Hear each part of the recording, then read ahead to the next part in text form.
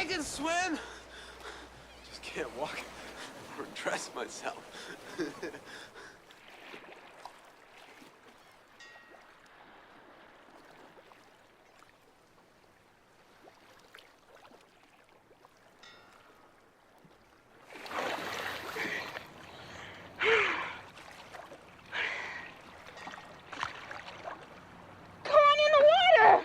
Take it easy. Take it easy.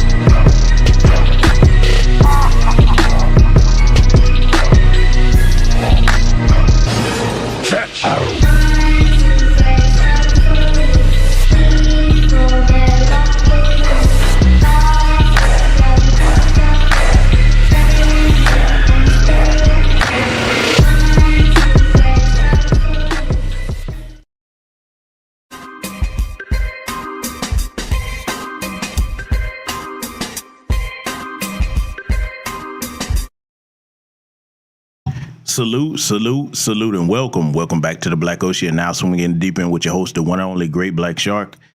Yes, ladies and gentlemen, I'm pretty sure all of you by now have seen the story going around about the brother Chris Lewis, and we're going to cover that particular story here tonight from several different angles, because I'm going to take this in a direction that a lot of people probably haven't yet or haven't thought about, because I saw this one particular coverage of it, and we're going to dig into this coverage here tonight, because I have a lot to say about this. And let me first and foremost say shout out to the brother AB. Y'all know the football player there, very controversial, but I saw him organize a GoFundMe to help the brother. Okay, so shout out to him for that. All right, regardless of any of his other statements that people may agree or disagree with, I love to see when those in our community that have the most step up to try to do something to help people, you know what I'm saying, that might have been fans of theirs or that are part of the community. That's what we need, because let me address this particular point that I just made. And let me know if you can hear me loud and clear in the chat room. Give me a black fist or a black thumbs up if you can hear me, because I want to make sure that you all can hear me very clearly before we get underway. Any issues, we will get those straightened out immediately. But I want to say this when it comes to those in our community which have the most and what they're able to do faster than the average person. It's not about relying on celebrities. Everybody knows the waiting on Oprah or Michael Jordan argument. No, it's not about waiting on them. It's about everybody in the community doing their part, okay? And the wealthiest of us can do more faster than the average person. Does that mean we don't do our part? No, it doesn't. But a lot of times I want to address that, because it's usually a cop-out when a lot of people try to bring that up. Oh, we don't need the celebrities. I know nobody said we needed them. We said we need to have everybody, all hands on deck, doing their part in the community to help our people when we're facing any type of a crisis. Okay. And that's what we need to get into everybody's heads. Okay. Because a lot of times when people bring up that particular talking point, it's almost to say as if, okay, they ain't never supposed to do anything. Let me tell you why I have that mindset. Black celebrities, every one of them, no matter what they're doing, in order for them to get where they are, they had to have help from our community, our people. We gave them their notoriety, their credibility, made them hot, made them trendy, no matter what they're doing, athlete, entertainer, whatever. Because if we don't make it trendy, then white corporate America doesn't see any monetary value in it. Okay, let's just call that what it is. So they should show appreciation to the people that support them and, you know, support their endeavors, buy their products, go to their games, buy their albums, etc., etc. Okay, I hope everybody understands why I have that mindset. All right. So with that said, now that everybody knows what just the broadcast is going to be tonight, let me scroll down and greet my esteemed guests that I see in the building. I see Priscilla Taylor over here, D Foster, GA Colossus in here, GA_Colossus. My good brother, number one killer in the Chi-Town. What's going on, my good brother? Derek Parker's in here. Tanisha Murdoch, Only Pamela's Way. Emma Johnson, Stun Zed. See you, sister. Let's see, Sakina Collins in here. Let's see, I see Benjamin in here. Mrs. L, salute to you and your husband. Let's see, who else? Patricia Jenkins. Andre Jones is in here. Hope I'm pronouncing that right, brother. Let's see, Cloud9 Noel in here. What's going on, sister? Oh boy, hey, shout out to that sister right there, man. She know why I'm laughing, man. She's something else. Let's see, Mr. Sam is in here. My good brother Black Voltron Reloaded is in here. And the brother Mac Maroon is in here, okay? So, family, now that I have greeted all of you, I hope all of you are doing well. I hope your families are doing well. We're going to go ahead and get started tonight covering this particular story here. And I think the brothers and sisters over here in our spaces, all of us are going to be on the same page about this, okay? I'm going to make certain points here about it as we go on, but what I'm about to show y'all, I think everybody in the chat room that actually cares about us as a whole, black men, black women, and black children, that's the three components of the black community, I think we all going to be on the same page about what I'm about to show you here, okay? So let me further say this. If you are a Patreon member, you probably noticed that we're going to have several broadcasts coming up over there. We're going to be cooking. It's going to be stuff that I can't put on YouTube. One of the things I'm going to definitely be covering the Kanye situation. It's a lot more than just old Kanye being Kanye. I'm not going to leave it at that. I'm not going to tell nobody else how to cover it, but we're going to break that first part of that interview down, and the other two we're going to have to do on Patreon because I don't want to have to censor my words, okay? So we're going to be addressing a lot over there. If you're a subscriber, Patreon over there, you'll be seeing all of that, all right? So no sponsor tonight because it's serious business. We're going to dive straight into this. So ladies and gentlemen, prepare to take notes, and we're going to go ahead and get started here. Tonight on The Factor Uncensored, a father lands in trouble. Police say he left his kids to go on a job interview. Does this case highlight problems for other parents in similar situations? If ICE agents are trying to take you or a loved one, shoot them on sight. Wow, plus a call for violence against ICE agents online, taking fears on deportation to another level. That's coming your way tonight. The Isaiah Factor Uncensored starts right now. And welcome to The Factor Uncensored, and thanks for joining us tonight. First up, a job interview ends badly for a man in Georgia. Chris Lewis was arrested March 22nd. Police say he left his kids in a McDonald's by themselves while he went to an interview for a job. He reportedly told police he did not have a car and lived nearby. Lewis said instead of making his three kids, who are 1, 6, and 10 years old, walk home alone, he decided to make them stay in the restaurant. There's been a lot and ongoing debate about this. If we can hold that, Sonora, grab that for me.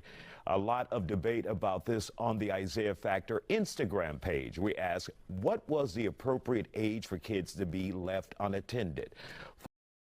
Now, you hear this report here, and we're going to go ahead and tackle this at the beginning of this broadcast, okay? So you see the question. All right, I want to get you all's take on this here tonight, a little bit of audience participation. What's the appropriate age for a child to be left unsupervised? Okay, top choice has 10 to 12 years old. On their poll, they got 41%. Second choice, 13 to 15 years old, 39% on their poll. And the third choice is 16 plus years old, 20%. So now I want to see what you all think. And as you all know, I'm a Gen Xer. Okay, yes, that we were the latchkey kid era, but I want to see what my audience thinks here. So I'm going to give y'all a little bit of time to answer in the chat room. I'm going to be looking because I want to see, what you all think here. What you all think is the appropriate age for children now. And let's reiterate the ages of the children we're talking about here with the brother, okay? One child is 1. One child is 6. And the eldest is 10 years old, okay? I want to see what y'all think before I chime in and give you what I would say. Okay. Okay. So I'm looking in the chat room here. I see one person says 10. I see Herman Wingfield. What's going on, my good brother? Tanisha Murdoch says 15. Okay. I'm seeing 13 to 15. Okay. Okay. I'm seeing 16 plus. And salute to Latravia Lawson for the cash out. Thank you, my good man. Thank you. Thank you. Thank you. Okay. Emma Johnson says 13 to 15. Okay. Okay, 13 to 15. Okay, that seems to be the majority consensus so far. Okay. All right. Priscilla Taylor says in New Jersey, it used to be 13, but you can be left alone, but not babysit nobody else. Trisha Jenkins says 16 or older. All right. Okay. So I kind of see where y'all going with this. So here's what I'm going to say. All right. For me, 10 to 12 years old, all right, because his eldest is 10. And keep in mind, his other two are 6 and 1. Now, for me, a 10 or a 12-year-old should not be watching a 6-year-old and a 1-year-old unsupervised, okay? It's one thing if you say, hey, I'm going to leave y'all in the house. I'm going to be right out here cutting the grass, etc. Call me if something go wrong. And for me, if I was a father, and I'm not, I would not leave my house and leave my 10 or 12-year-old in charge of my 6-year-old and my 1-year-old. I'm going to tell you why. All right. Now, I know that there are exceptions to the rules, but just in general, A 10-year-old is a child, okay? If something goes wrong with that 6-year-old or that 1-year-old, because that's a baby, a 1-year-old, a 10 or 12-year-old isn't going to have the presence of mind to handle any type of emergency other than to call you, okay? Now, 13 to 15, all right? Now, this is a little bit different. Now, for the ages involved, all right, of his two youngest, the 6-year-old and the 1-year-old, a 13-year-old, could you watch a 6-year-old? Yeah. But a 1-year-old, to me, nope. Too young.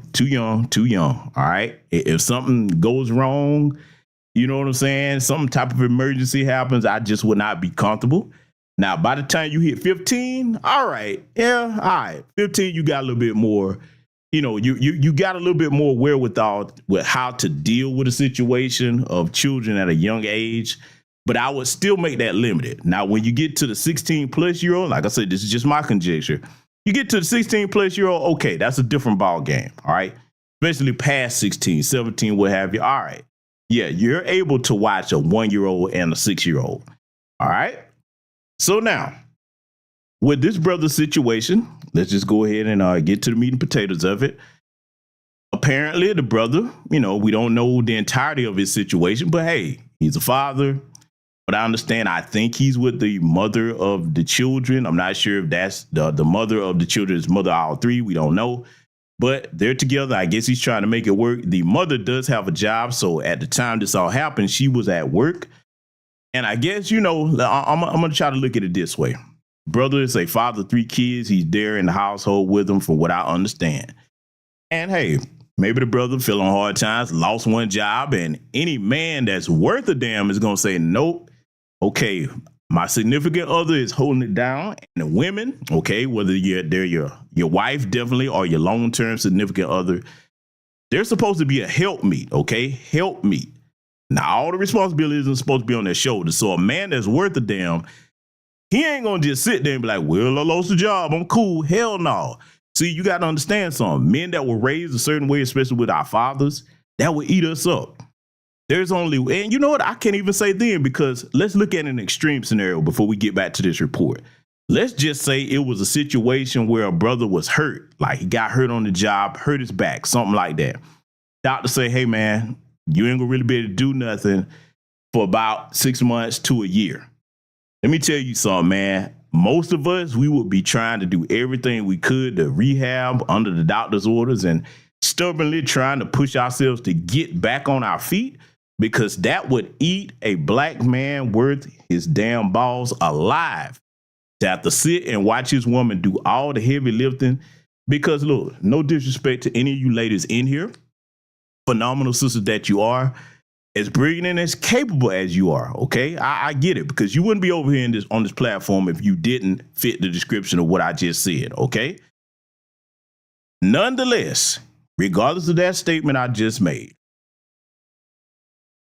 men do not like seeing their women have to shoulder the majority burden of like providing for a long period of time, because I almost said, some of y'all not going to like it.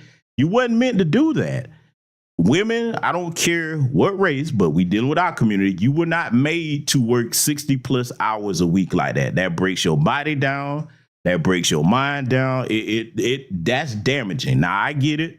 But those that be like, well, some women do. I ain't talking about some. I'm talking about in a situation where there's a partner. Now, if you by yourself, hey, you got to do what you got to do. But even then, you were not made to grind out like that, like men do. Okay, we're built to handle that. Those of us that are worth a damn that's not allergic to work. Now, we're not talking about the homosexual class. Y'all know I don't have no love for a fucking homosexual, because if they park on your couches, ladies, I'm warning you, especially young women, listen to this. If homosexual parks on your couch, he will stick to it like a barnacle and you will not get rid of him. So this does not apply to the sorry, outward 2 dead flies put together homosexual class, okay? Doesn't apply to them at all right? So now, most brothers would be struggling to recover from that injury to get back on our feet, and we would not be content seeing our woman coming in, you know what I'm saying? She tired, especially if you love this woman, mother of your kids, your wife, long-term significant other, whatever. That would tear you up. So now let's just look at back on the flip side here, healthy, able-bodied. Brother lost a job. So he's like, all right, you know, I got to keep moving because you got to understand that in a family unit, the man is the ultimate support beam. Okay, we're not talking about these hard-headed. I don't need no man help us. Fuck all of y'all. Y'all can just go out there and hard-headed yourself on down the yellow brick road until you end up in Vivica Fox territory. We talking about the black women that's got some sense that recognize the value of the nuclear family unit.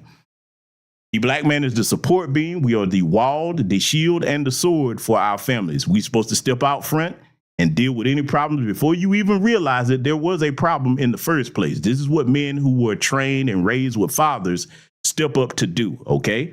And if we decide to tell you about it, we tell you about it later because, see, you got to understand something. I think every brother in here, whether you a husband or you in a significant relationship where you're working towards something serious, this is how most of us feel as men dealing with our women. We like to be able to provide. That's a part of us as men. That makes us feel good to provide for our family. And we like to be able to just watch over y'all and watch you enjoy the fruits of our labor, especially if we appreciate it. And just what that fills you with a sense of pride. Hey, you get to see your kids playing. They got things they want. Everybody got clothes on their back, roof over their head. They're not missing no meals. It's kind of like a lion on a plane just overlooking his pride. You see what I'm saying? We look, brothers. Am I right about that, or am I off base? How many of you brothers in here can relate to what I just said? Put that fire sign in the chat. If you men in here, foundational Black American freedmen men, or non-FBA men in here, if y'all can relate to what I just said, throw the fire sign in the chat. I need y'all to sound off because I know I can't be the only one that was raised with a father or raised with that work ethic and those types of values. I want to know if I'm on point with that. Throw that fire sign in the chat if y'all can understand what I'm saying. I don't care whether you got a wife, girlfriend, whatever. Even if you, let me throw this in here. Even if you and your baby mother didn't make it, because I get it, things happen, but you there for your kid, and you can relate to what I just said, like this chat room up with that fire sign. Let everybody understand that there are foundational Black American freedmen men and on code non-FBA men that give a damn about our children. See, what the media likes to do, the media likes to portray us like, I'm going to get into this on Patreon, but y'all know the jackass, the 23-year-old that was dealing with that 37-year-old turbo thought. I'm going to light their ass up on Patreon soon in the next couple of days. They want to portray us as, black men don't care nothing about our fathers, when it's been proven that the CDC has said we are the most involved in our children's lives, whether we're married or not married, okay? So most of you brothers can get it. Okay, y'all can relate to what I'm saying. All right. So now here's the deal. When it comes to this protection and this provision, if our main way shuts down, we're not gonna just sit there with our head in our hands. No, we gonna get up and make a way. You get up, you strategize, you say, okay, let me go ahead and try to see what else I can do. Now, this is what I always try to tell the younger brothers. You want to try to make sure that you have, other things lined up in the fire. This is why you definitely, even if you're a college graduate, you definitely need, in today's economy, a skilled trade. Now, why am I pushing that? We have a skilled tradesman, as many of you are over here, skilled tradesmen in the chat room. We got truckers over here that I recognize. My brother, Black Voltron, is a retired skilled tradesman, and he will tell you that learning a skilled trade is the way to go, because when you can trade skill for money versus your time, now you're on the road to being very successful, because you can take that skill and work anywhere in the United States or anywhere in the world, depending on what your particular skill set is. So young brothers, I get it. Things are challenging, but it's nothing that you cannot overcome today.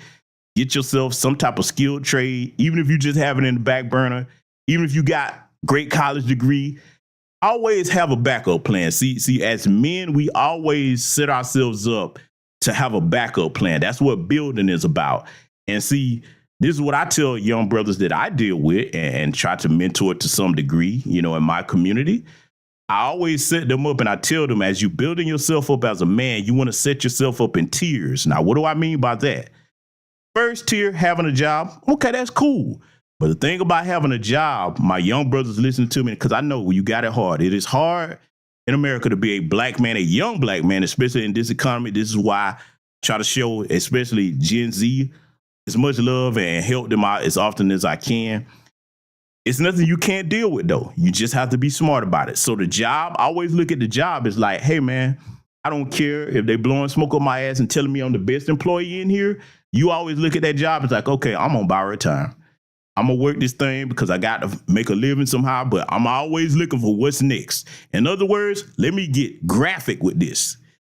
You treat a job just like a bitch you don't give a fuck about, and you just trying to use her to get something out of her. I want you to, yeah, I'm going there. I want you to see jobs as that way. Why? Because that's how they think of you. If something happened to you, like the scenario I gave where you hurt your back or something happened, or heaven forbid you passed away, they'll get somebody in to replace you just like that, okay? So you always look at them, it's like, yeah, you just a means to an end. I'm going to use you to get what I want. And you always be looking for something that's paying higher, even if it's another higher paying job. Okay, now do it the right way. Once you lock that down, give them the 2 weeks notice. All right, hey, you go ahead. All right, it's been real. You know what I'm saying? You move on. See, we're always supposed to be in a state of perpetual motion, especially in your younger years. Now, let's address this as well, because I get it. When you're building yourself as a man, especially a black man in America, it's not going to be easy. You're going to have to go through a season of sacrifice. Usually you can get that done in a year. Now, what do I mean by a season of sacrifice? Okay, you grinding a job. Let's deal with the part that a lot of young people like to throw up.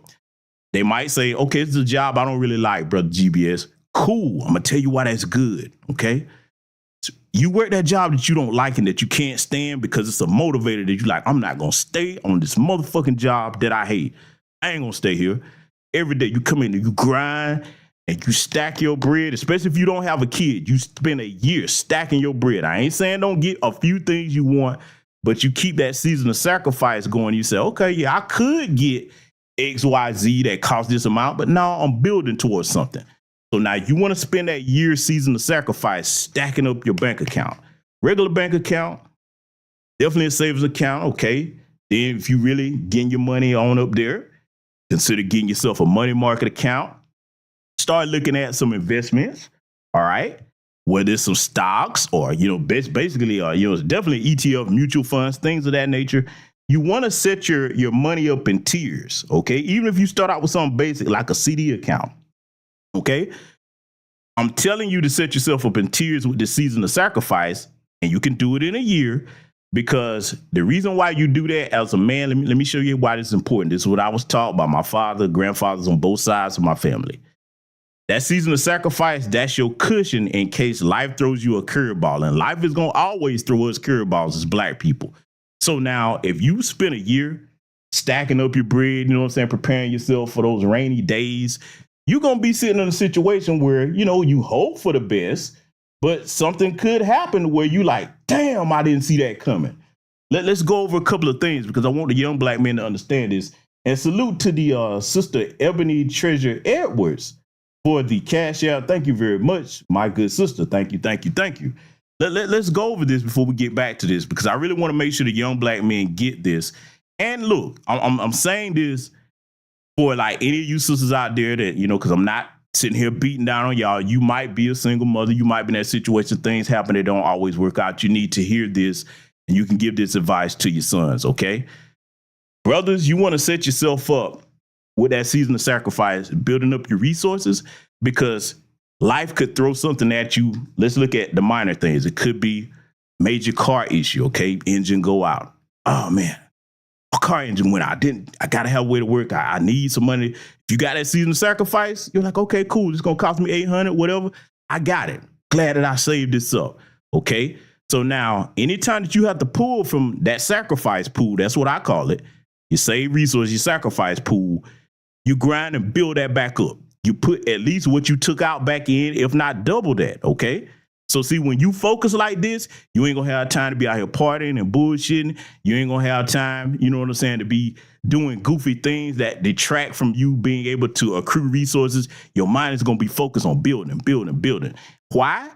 Not saying that you don't take breaks and have fun, but you have fun within a way where it rejuvenates you to get back on the grind. Because see, a responsible black man understand that, hey man, we all we got. If we in trouble, ain't no safety net. Ain't nobody coming. Now, don't let that scare you if you're a young black man and you hear me say this. No, on the contrary, You look yourself in the mirror, especially if you're a foundational Black American freedman, man, you say, God damn it, I'm built for this. I come from a lineage that know how to make $1 out of 15 cents.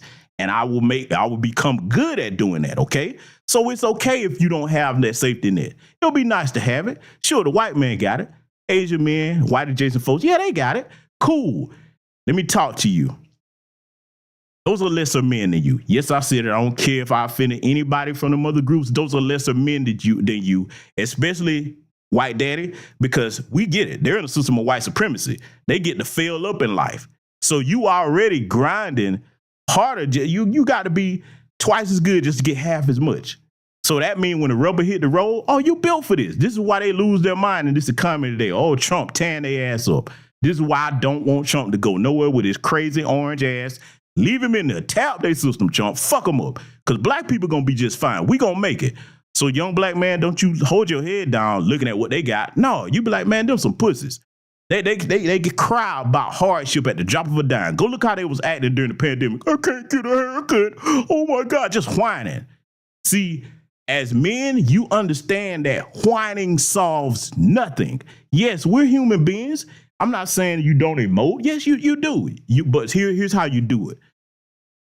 You air your grievances out, get that out your system, and then the next thing you need to say is, okay, how am I going to solve this problem? You start thinking in strategic mindsets. Okay, do I have any connections?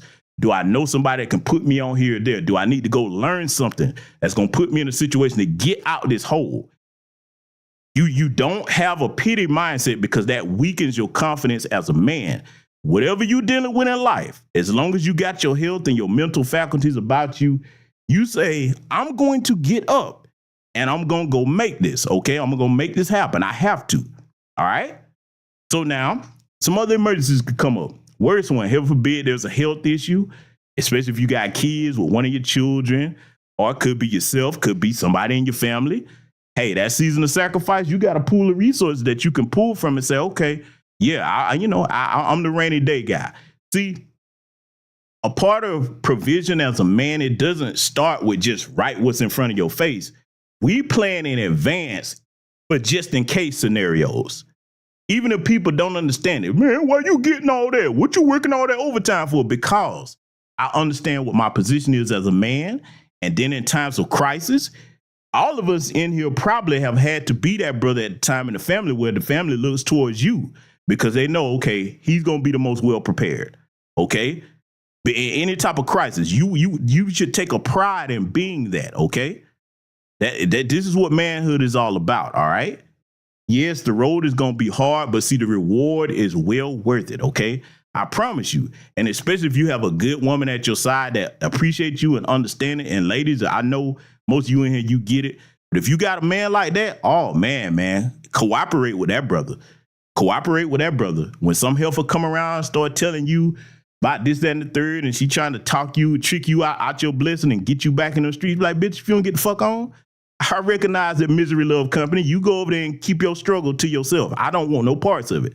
I have a man that get up and take care of our business over here. I'm good. You take your struggling ass back over there where you belong. Don't bring that bullshit over here. Rebuke the struggle, ladies, okay? I get it. It's a lot of temptation out there to put you back in the streets, but you better look in the streets today. Ain't shit out there. Ain't shit out there for you, okay? So just keep them things in mind. And see, now back to you young brothers, again, I know that when you're going through that season of sacrifice, I want to encourage you. You're going to be looking around at, some of your peers. Damn, boy, I wish I could go buy that car he got. Oh, man, he going over here on this trip. I wish I could go. Or he got clothes, this, that, the third year. Hey, man, be like, yeah, you having your fun now. Because see, trust me, once you get older, and this doesn't have to, and when I say older, I don't mean when you hit your late 40s or 50s. Now, of course, you'll be very much set if you focus then. But by the time you hit your 30s, you can start to see the beginnings of like, oh, man, the fruits of my labor are paying off. And it definitely is greater later. Look, it's a beautiful feeling when your credit is good. It's a beautiful feeling when you have multiple streams of legal income. It's a beautiful feeling when you steadily making connections. And the dopest thing, let me tell you where you really on your shit as a man. Once you secure mastering appreciating assets and making investments that turn into appreciating assets, hey man, all you got to do is keep it on the road. Then you in cruise control mode. And by this point, here's the extra blessing that comes with that. You start learning to stay away from unproductive people. You be like, hey man, I'm cool. I'm cool on you, man. You take your little drug habit and all the other stupid shit back over there. I worked hard to get to the top, and I'm not going down because of your dumb ass, okay? And I say this to young women, too. You can learn from this as well, okay? But I primarily want to encourage the young brothers because we're primarily dealing with this situation here tonight, okay? So now, we're going to examine this, and here's the part that I'm finna critique very heavily because I'm going to be honest, I don't like what they tried to do here. So we're going to examine this, and I'm going to be stopping it where need be. Let's let it continue. 41% say 10 to 12. 39% say 13 to 15. And 20% say 16 years and up. Our guests are here on The Factor Uncensored to talk about this. We have with us Davenport case manager Jay Bailey, therapist Dr. Bernadette Smith, and parent Matilda Saragosa. Glad to have you all on The Factor Uncensored. So, Matilda, let's begin with you as a parent. Your thoughts about this situation. Well, I mean, first and foremost, I feel there's still a lot of missing information for me to make that full assessment. Like, what was the length of time they were left alone? Were they inside of the McDonald's? Were they in the car? Can you clarify that for me really quick? What we know is he was there from the kids were there from 4:30. He returned at 6:18. Okay. And then the mother was on the way as well, but we don't know if she was called by police or him after the fact, or if she was on the way anyway. So there, like you said, there are still a lot of unanswered questions. Correct. I feel like at some point we encourage the community to stay vigilant and report these incidents, and I feel like that's what they did. But at the end of it all, like, what was the backstory to it? Did he intentionally just go in there to leave an application and they asked him to stay for an interview and it prolonged the waiting period for the children? You know, were they inside or outside? Temperatures? Like, what was the damaging? If they were inside of the public setting, was it a safe setting? Mm-hmm. You know, there were so many things that we could still try to figure out in order to rectify or remedy this situation. And Dr. Smith, a lot of people are cautious on how they approach this report because a lot of parents can see themselves in a situation where you don't have someone to provide for your children, or you can't afford a babysitter, and you have to provide for them, and you're caught between a rock and a hard place. Yep. Now, let me pause it right here because you see the case they're laying out. Okay, now they sound like they got sense so far, but they going to take a left turn in a minute. So now let's briefly discuss, you know, this brother's situation, okay? Because we don't know the full details of it. We just know what's being reported. Youngest child, 1 year old. The knee baby, middle baby, 6 years old. And the eldest is 10, okay? Let me talk to my young black men for a minute. And I'm not saying that this is this brother's situation, because his situation could be like I described earlier. Maybe he had a job and lost the job. The job treated him like they usually do black folks. Last hired, first fired. But let me talk to the young brothers, because I'd be remiss if I didn't do this. You must understand that one of the key tenets of manhood is self-control, okay? I'm not trying to police you, Johnson, but make sure that you're doing what you need to do if you're not financially able to take care of kids and protect yourself. Wrap it up, okay? Don't leave that up to the women. You take the initiative, keep you some condoms with you, because one thing you don't want to do is produce more babies than you're able to financially take care of, okay? Yes, we do need families, okay? Beautiful thing to have them. But you want to make sure that you have the resources to provide for your children, because if not, that puts hardship on them. Again, I'm not picking on the brother. I'm just saying this to the young black men that might be listening to the sound of my voice. I want to be very responsible with my platform, okay? Because this is the situation you could find yourself in. And so you need to understand this, okay, gentlemen? Young black men, I'm talking directly to you. I don't have to know you, but I got love for you. I want to see you win. Understand that, sure, even family members, when the newborns come in, oh, the baby's so cute. Oh, everybody cute, baby. It's cute until you say, yeah, okay, well, hey, I need you to watch little so-and-so. Huh? What? Oh, I can't do all that, because people have their own lives or whatever. But even the people that would be in position to watch them, they start acting funny, because, see, you need to understand this. Young black men and young women alike, okay? Before you start reproducing and having kids, I'm not saying you shouldn't. I'm saying try as best you can to plan your situation. everybody like how cute the baby look until they have to watch the baby, especially a newborn. Oh my God. Anybody that's ever raised a newborn, you need to understand a lot come with that. There's a lot you got to be on your game about as far as keeping that baby's environment clean and, you know, just different things you're going to have to deal with, you know what I'm saying, as far as a newborn. Definitely the crying, and see the other thing too, gentlemen, listen to me, and sisters, our babies are precious. And even in Black society, not everybody is meant to be around children. You cannot trust any and everybody with your kids. So you got to take your time and get your situation together, okay? Now, with this brother situation, what I wish he would have done was talk to his old lady and say, hey, babe, look, I know you holding it down, but I got to get back on my feet as a man. So if you have at least one day to take off, you watch the kids, I'm going to go out here from sun up to sundown. I'm going to go out here and get my grind on and see if I can get some more work. I wish he would have been able to do that. But then again, I don't know what their situation is. Maybe it was a situation where the sister didn't have no time to take off, didn't have nobody. And see, God, you know, I really hate this for him because the brother's trying. Now, you think about it, the brother have no car and he got his kids out there trying to, all three of them. God, man, you think about having a 1-year-old and a 6-year-old out somewhere and you know, you can't tell me that the brother don't care about his kids. Because, I mean, you know, I know that's not the choice he wanted to make to lead them at that McDonald's player, but damn it, I understand because as a father, you be like, man, I can't. You know, I mean, like I said earlier, I understand if he was in the situation where he was like, I can't just sit here and not do nothing. Got to try, damn it. And nothing beats a fail but a try. So I get that. I get it. I'm not saying that was the best decision for him to make, but y'all got to understand where a man that loves his children and his family coming from. Now, that being said, I want you to watch where this interview is about to go here. Let's let it continue. It's very tough, and I think that what this story is showing is when you do not have a village and when you do not have means and resources to provide for that care, what then are you doing? And so to your question, one of the things that I heard was that he left the kids in the play place. So they were playing at the McDonald's playground area. Again, was that maybe best judgment? Who knows? But what we also know, I feel it comes from a space of desperation. And so when you don't have the resources, when you don't have access to a village and you're trying to further your family by getting a job and doing the things in which we're told to do in society, and then he's penalized, again, being able to look at what resources can we then provide. Like for example, in Houston, there's the House of Tiny Treasures that provides childcare for people who are unhoused and kind of in that space. All right, Jay, let's bring you in. Now, let me pause this right here and shout out to the good brother Black Voltron Reloaded. He says, I've told my daughter since she was 12 years old that each child would cost you $500K a year, okay, and 25 years of your time. If you're not comfortable and committed to do that, then don't get pregnant. Yes, sir, I agree, 1,000%.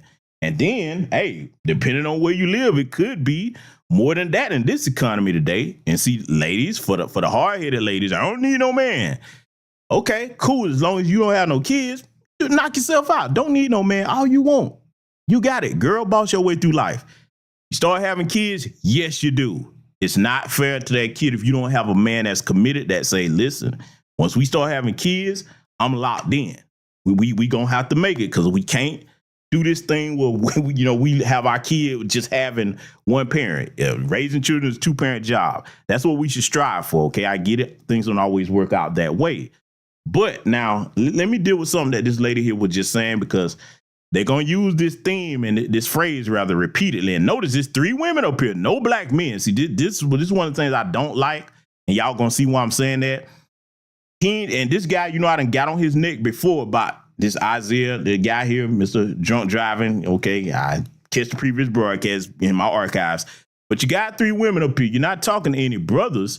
And that would have been more beneficial to talk to single black fathers on this issue. Oh, I'm going to come back to that. But see, they're going to keep using this phrase, a village, a village, a village, a village. Okay, yes, that's what our community used to be, but it's not that anymore. So you don't count on something that you wish you had. You count on what you know you have, okay? Sure, it would be great if we still had that. It takes a village to raise a child, but today Very few communities, very few families today have that because let's be fair, everybody trying to make their own living or what have you. Then you have some people that just don't value your family anymore. You know what I'm saying? It's a bunch of factors that goes into that. So that would be my point of contention with her talking about villages. Wishful thinking that you can't afford to do that as a man. Okay, when you have a family, you can't afford to feed your family off of I wish, I hope, might be, coulda, shoulda, would. No. I need to see tangibles.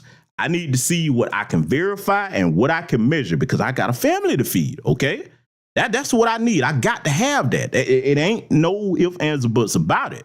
See, that's where you got to have your mind locked in as a man. Okay, so we're gonna let this continue because it's finna take a swerve, y'all. Brace yourself.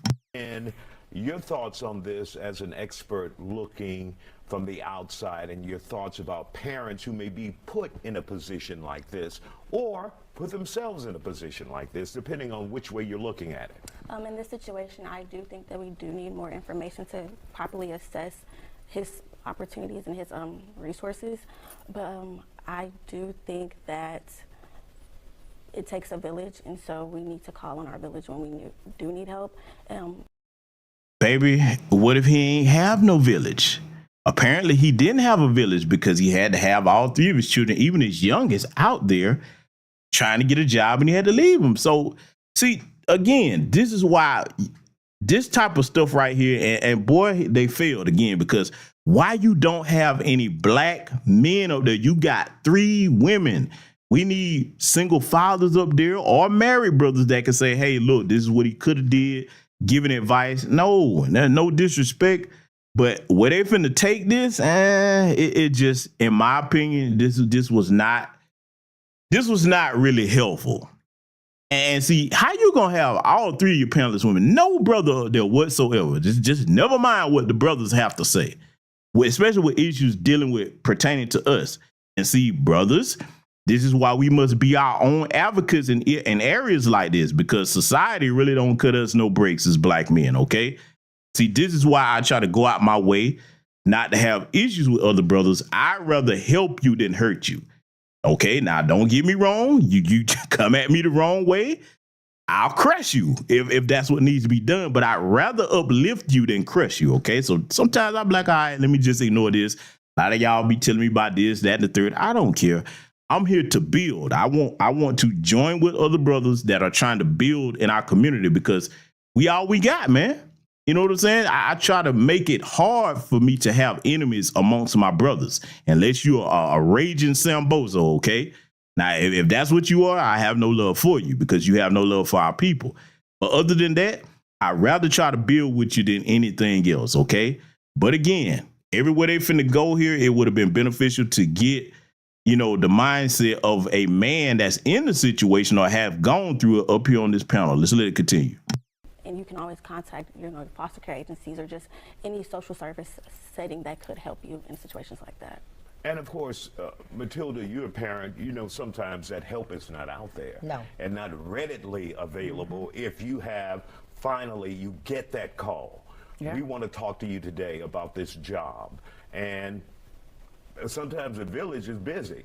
And being in Houston, coming from Houston, we are limited with our resources, and it's a tough situation, just like we all spoke on. He was in between a rock and a hard place. Yeah. Like, do I do this for my family? Do I run the risk of running into CPS? Am I going to get railroaded? And it could be a whole bunch of all of that at the same time happening.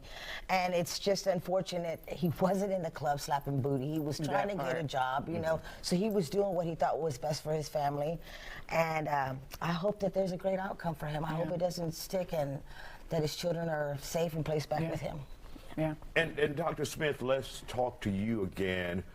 What should you do if you're caught in a situation like this? Let's look at it face value, what we have here. Walk them with you, take them with you. And again, who knows? Because I'm looking at the time frame. That's 3 hours. That's 3 hours. So maybe it was 30, 45 minutes to walk. And I'm sorry, it was 4:30 to 6:18, 2 hours. Okay, 2 hours. Yeah. Okay. So I have a 5-year-old, and sometimes walking to the mailbox is tough, right? Mm-hmm. And so I think that part of it then becomes when you have children or when you are preparing for children to start to identify who then are your support systems and what does that look like. Now, let me tell you what I don't like about what she's just saying. And I'm glad you caught that, Sister Mrs. L in the chat room. Like you say, you were saying, what does got to do with foster care? And see, I'm finna come to that point in just a second. I'm glad you caught that. But what I don't like about what this chick is saying right here with this crazy looking hair on her head, I got to go here. You tell she don't have no husband or no man, okay? Because first of all, if this woman had a husband, and I'm gonna show you why I'm saying this. If this woman had a husband or any man that's in her life, it'd be like, hey, you finna go on national TV? Oh no, you can't go on there with your hair looking like this. No, we represent each other when we out in the public. Now, I'm old school. I'm just telling y'all about me. If you are a woman that I'm dealing with, casual or serious, you're not going out in public looking any kind of way. I would look. Let me tell you something. If you a bonnet broad, one of them chicks that like run out here in public with a bonnet, hey, don't even waste your time. Come over here. You're not going to embarrass me. No, you going to look like my counterpart. And I don't run around in public looking raggedy. The only way you're going to see me in public looking raggedy if I'm doing some dirty work while I'm like, all right, yeah. I'll come from the gym or something like that, landscaping. If I'm doing something with my hands where I'm going to get dirty, okay, all right, I'm working. But now out in public, especially on national public appearance, oh, no. Oh, no. I'm going to look like I come from my kind of family, okay? I'm not going to embarrass my family name. So the reason why I'm saying this is she's coming from a single mother perspective, because notice that she was talking about her 5-year-old. It's a chore just to walk to the mailbox. That let me know you ain't married, okay? Yeah, you talking about support system. Support system is supposed to start with your husband. That's where your support system is supposed to start. See, today you got too many things like this. Too many institutions or mainstream media platforms that's willing to act like we don't challenge that mindset. Okay, yeah, I'll take it serious. I got to get on it for that. And see, coming back to Sister Mrs. L point, what you're gonna notice here, none of them are gonna strongly advocate that, hey, no, that brother shouldn't have his kids taken away. He shouldn't be locked up or anything.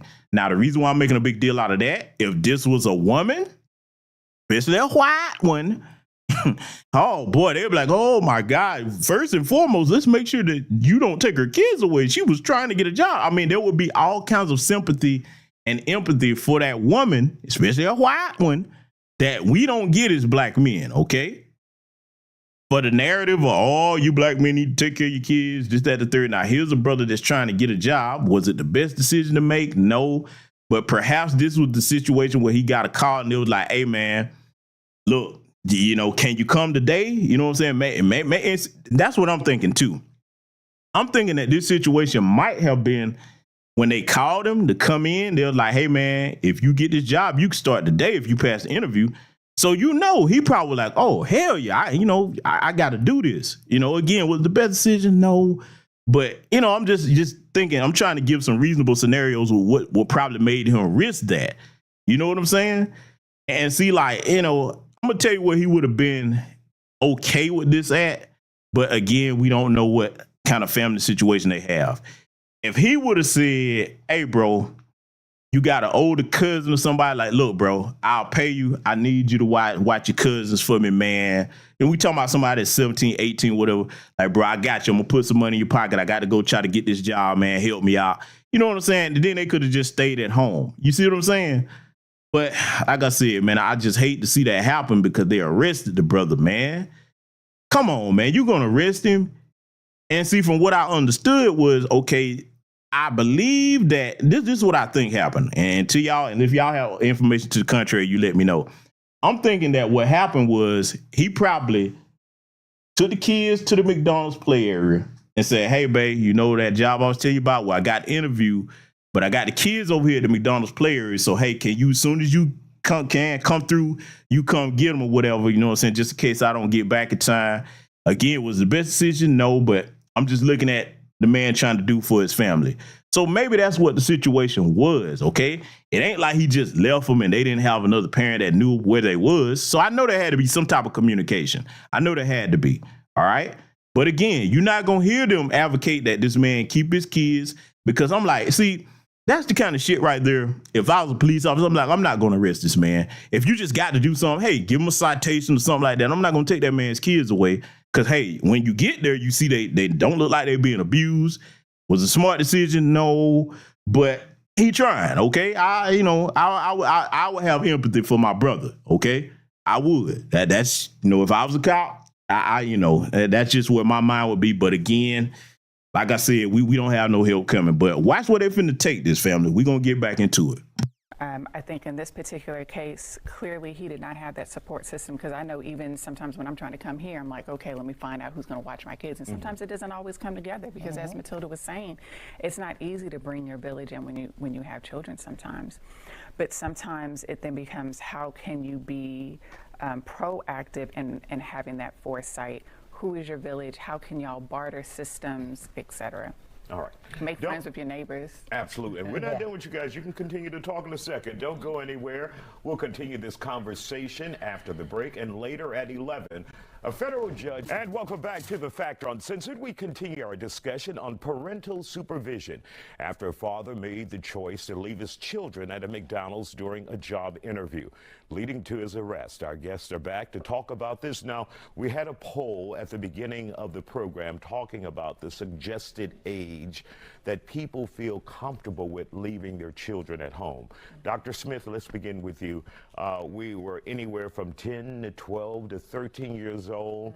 In this particular case, it was a 10-year-old with the youngest being 1. Yeah. So your thoughts on when we are parents out there, what suggested age would you say is old enough to leave your children behind? So there's no cut and dry answer. It depends. Everything is going to be subjective.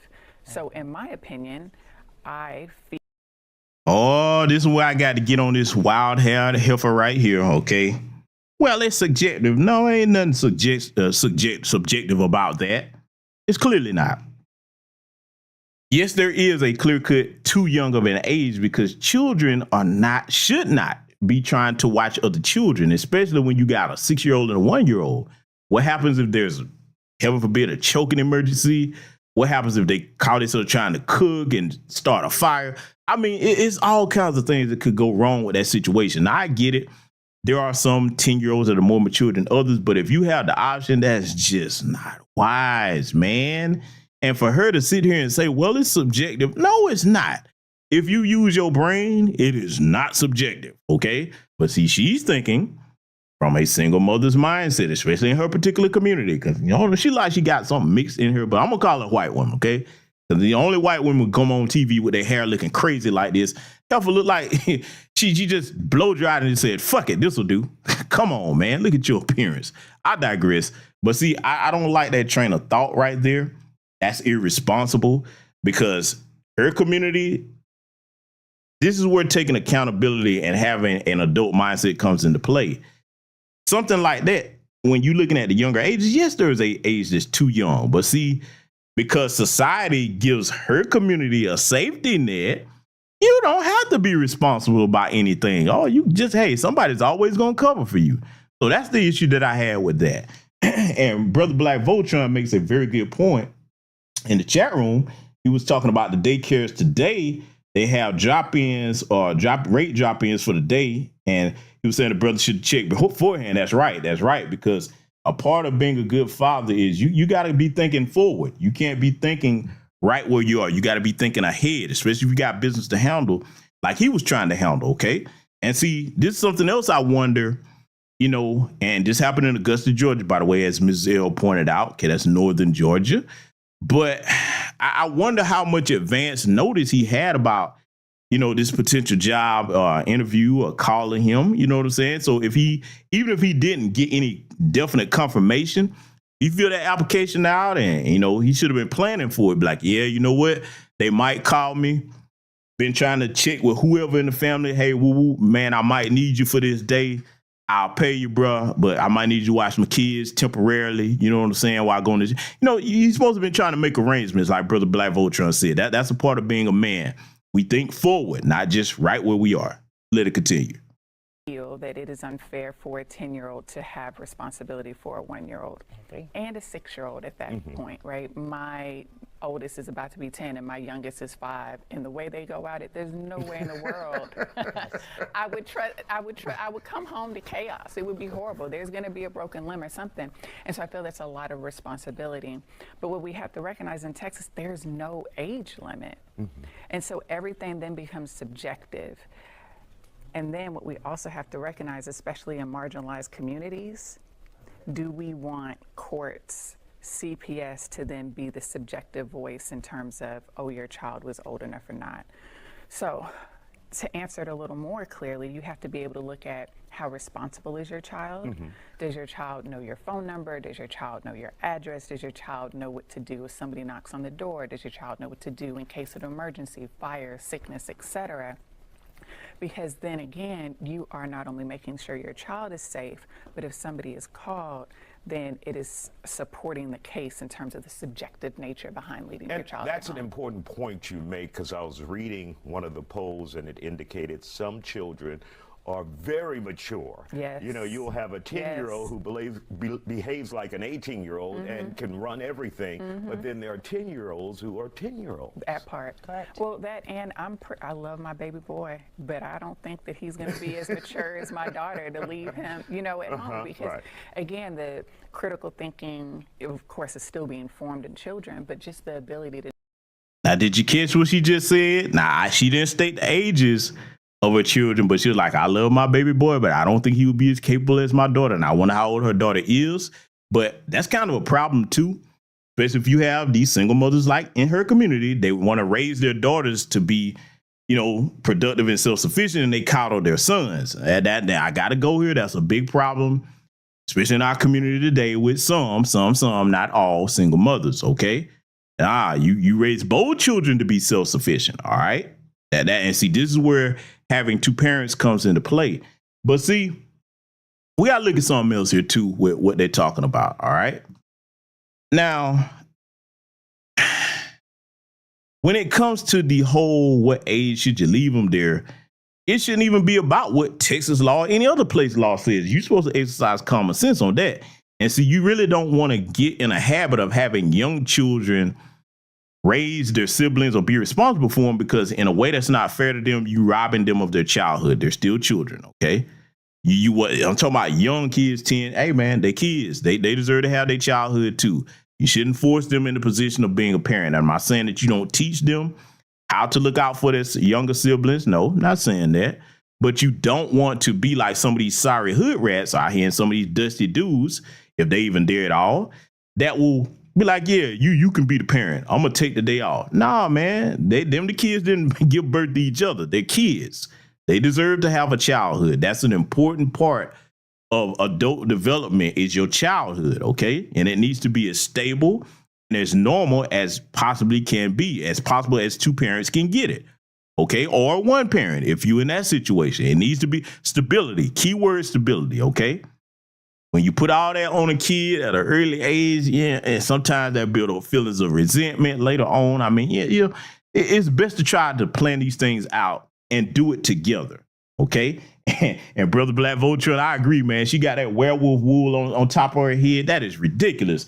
I mean, like you said, the split ends and stuff. I know brothers and ladies in here. Come on now. I know y'all feel me on this. We had to crack jokes on her. That's horrible, man. And see, this is how you can tell don't nobody give a damn about her, because let's keep it above before we get back on the subject matter here. Brothers, call me out on this if I'm lying. The women that we actually claim and care about, would we be cool with them going on national TV looking like this? Come on now, talk to me. Is there any man like, oh, GBS, you tripping, bro? I don't care my old lady go out looking like that. Man, look, let me tell you something, ladies, young ladies especially, if you want to know if you the one, go try it. go try to go outside the house. We don't even want our ladies going outside in the yard looking crazy, man. Like, hey, where you going? Hold up now. What you do? What you going out with your hair looking like that for? Now, come here. Don't make me have to do your damn hair. You ain't, hey. You know what I'm saying? We care about the women that we had to claim, man. We care about how you look. Because again, that's a representation of us. This just the one I chose to hold up in the air. This is my trophy. Hey. So as men, we like it when people see you and be like, damn, she bad. Like, yeah, I know. She's mine too. That's right. Look at it. Don't you touch. I'll break you in half. But yeah, she do look good. That's right. She's my woman. Okay. You know what I'm saying? We take pride in that. And vice versa for the women. I can't speak for y'all, but I'm pretty sure that, hey, when we well put together as brothers, we know how to go out the house, dress decent.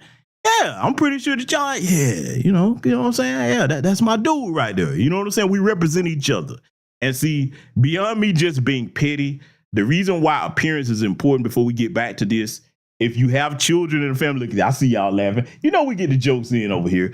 But if you have children and you're in a family, the reason that's important, you want to set that standard at home that, hey, when you're part of this family and you go outside this house, you're going to look like somebody, okay? You're not going to embarrass the family name. So that's one reason why that's important beyond me just being petty. Let's let it continue. Know what's appropriate, what's not appropriate. Because even sometimes when I'm working from home and they're there, there's a lot going on, and I'm there.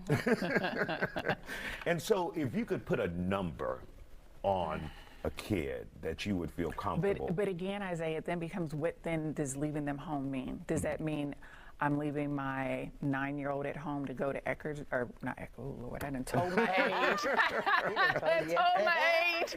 And I was fine with it. I'm like, yeah. Eckerd. But like to go to Walgreens versus leaving your 8-year-old to, I don't know, do a 2-hour turnaround trip, right? Like, right. And so again, I think it becomes what actually, how long are they going to be gone for? All right. Or how long is the parent going to be gone for? Jade, your suggestion for parents out there, what do you think is a good age bracket, or do you see it as subjective as well and the parent's perspective? I do see it as subjective and up to the parent's discretion, because we have to look at the maturity level of the child. Are they able to, handle themselves in an emergency? I got to pause right here because I know a lot of y'all probably wondering when I was going to say something. I got to do it. First of all, I wonder if any of these women are married. Now, we know the one that got the werewolf wig on top of her head. We know she can't be married. I mean, she just be coming from running down the street from some type of tragedy or something. But this young sister right here, I don't know if she got kids, but she sounds like either she don't, and definitely don't sound like she married, because she young. This is a baby. You a kid. What you know about this? Look, at least if they were going to have all women up there, have some married women up there, man. Now, I'm going to be extra petty. I got to do it because I need to get this out my system so it won't be in my mind all night, all right? Told y'all, I believe in what Dionne Warwick told us. If I see it or if I think it, I must share it with you because you all are my good friends. And that's what friends are for. I know the big Humpty Dumpty lumped up hippopotamus in the middle. I know she ain't married. Hell no. Yeah. Brunhilde? I'm going to call her that. Brunhilde in the middle. Not the young sister here, but Brunhilde in the middle next to him. Big back. Okay? Look like she sweat cold cuts. I know ain't nobody doing that. And if you did, I want to see what you look like so we can shame you. Oh, shame on you for picking that, okay? Because she look like, she all into the feminine behavior, whatever. I'm just saying, man. All right, okay, I'm going to leave it on y'all. I got to get out my system, all right? I ain't going to say nothing else about it, all right? I saw it, had to call it out. But back to what we dealing with. The young sister right here, she probably means well, no disrespect to her, but baby, you don't have no experience to really be speaking on this. And she's a case worker, case manager. You know what I'm saying? I'm like, something of this magnitude, you need people with experience to speak on it. But I want y'all to hear her point of view. Let's let it continue. Are they socially aware? Are they spatially aware? So when you factor all three of those things in and you look at your child, a parent knows their child best. I might not know their child. So when you look at their child, when they look at their child and they see all those factors and they apply them to them, and that's up to them. I feel like placing a number is kind of putting them in a box and is letting them know, okay, I can start at this age, but your 12-year-old may not be this 12-year-old. You have a 16-year-old that may function like a 12-year-old. Are we going to leave a 16-year-old at home by themselves? Correct. We may not. So it's kind of just subjective on what your child is, what you know about your child. And helping them to develop those skills, because then that's one of the things that you can do as a parent. So it's not just, okay, now's the day I'm gonna leave you at home, but to slowly start to develop those skills and test and see what they do and don't do. And notice that everything these three women are talking about, they not talking about it from the standpoint of in a family where you have a husband to help you.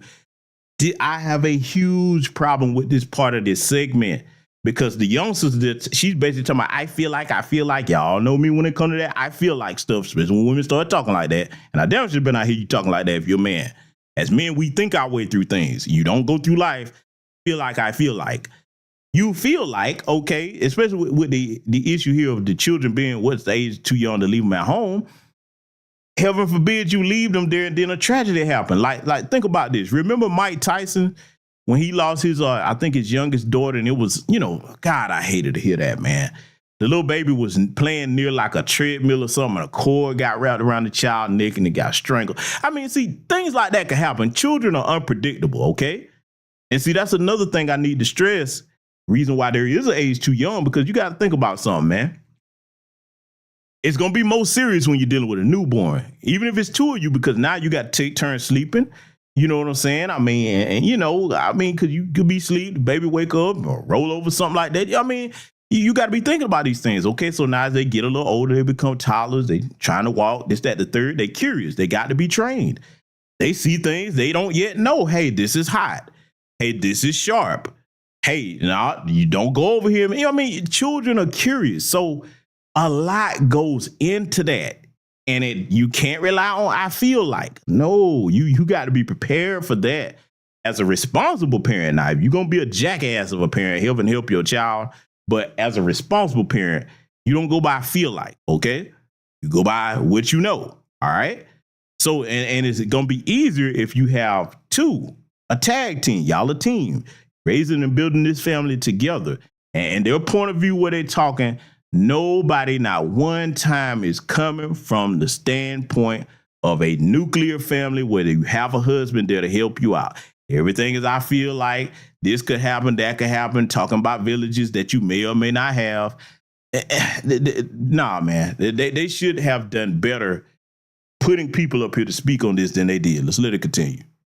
Teaching them how to problem solve. And able to monitor them maybe with cameras. I think that would be helpful in a situation Are they like that, self-sufficient? should you decide to leave your child at home. And are we looking at a generational difference? Remember all the latchkey kids? Well, I think so, because me being honest with you, like even I have grandchildren and they are able to stay at home, but we still have cameras. We can watch the home, because are they willing and able to really pay attention to what's going on? Because nowadays they're so into their cell phones that the house could be burning down, and so long as it's not on TikTok yet, you know what I'm saying? So it can vary. I believe the latchkey kids, they were more focused. All right, let's deal with this, because the term latchkey kid, okay? No disrespect to anybody, but if you're saying that phrase really kind of started with us Gen Xers when we were kids. A lot of our parents, if they worked or whatever, one parent worked, the other worked, they was on different shifts. At some point in time, you're probably going, especially if you was in a single parent household, some point in time, you was going to be home by yourself. We was a different breed, okay? See, you got to understand why that worked out. Let's talk about it for a minute. The latchkey kid generation, it worked out better at that time period, okay? We talking, late 80s, 90s on through, okay? On through the 90s. A lot of us still came from families where you had the older grandparent, not these young grandmamas and grandfathers. We came from that period where you had Big Mama, okay? Pop. You know what I'm saying? Hey, if you was at home by yourself, hey, there was a grandparent or somebody in the neighborhood. Okay, we had a closer community back then. People was going to look out for you even if you was at the house by yourself.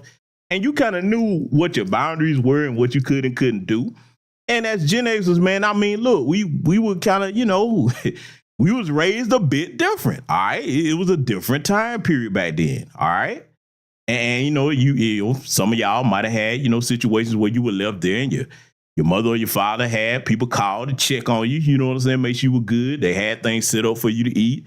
If you hadn't already learned how to cook by that time period. I mean, I guess what I'm trying to say is, when we use the term latchkey kid today, you got to think that we were a lot more capable back then, all right? And this was before you had Uber Eats and all this other kind of stuff that you could rely on. We had a skill set developed to be self-sufficient. This is why a lot of people, that get to know those of us who are Gen Xers, we were kind of loners, man. I mean, that's just the way it was. You know what I'm saying? Depending on your particular family situation. All right. So I just kind of think it's an unfair and irresponsible comparison to try to say latchkey kids today are the same as they would be, you know, back then. All right. Back during our younger years there. I just don't think that, you know, they should be trying to look at it in that light. It's just my conjecture, but y'all let me know what y'all think. Let's let it continue. They were in their surroundings, and now these kids are like out of space in the home. We were street kids, as Lex. Yeah. And you have to recognize too that it's not just generational, but it's also cultural and specific to American culture as well. Because there are other societies where they letting their little toddlers go to the grocery store with money on their own. So, but again, it's skill development and being able to identify where your child is. Right. We want to thank you all for joining us tonight with your advice and expertise. All right, so now I broke down what my issue was with that particular segment. And, you know, like I said, man, you didn't hear them talking about nuclear families.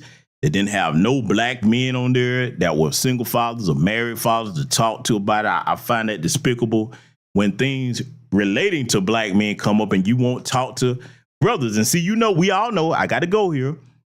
You know, if they would have had a man up there, they would have had Billy Porter sashaying out there. No, he didn't. Leaving kids at there by himself like that. Ooh, he need to be locked up. You know what I'm saying? They would have had a sassy, you know, a little sassy warrior come up there. You know, a little Tinkerbell. Fairy dust flying all over the place. Because, you know, if they go, oh, you want black men? Okay, Billy Porter. I mean, anytime it's an issue for a black man to be spoken on, here they come with the Tinkerbell boys. No, man. You can't even make no kids. What the fuck you speaking on this for? Yeah, I said, I don't care if they get mad about it. Yeah, hey, sashay your ass back on over there somewhere, man. Little glitter boy. Anyway, I'm gonna leave it alone because y'all know I get to going on that. There's a take his channel. We've been waiting to get hey, shut up. Ain't nobody care about that. You know what I'm saying? Hey, I could win on Patreon about it. I damn sure will. But anyway, that's my issue with that. And then the standpoint that they didn't really advocate for the brother not to have his kids taken away.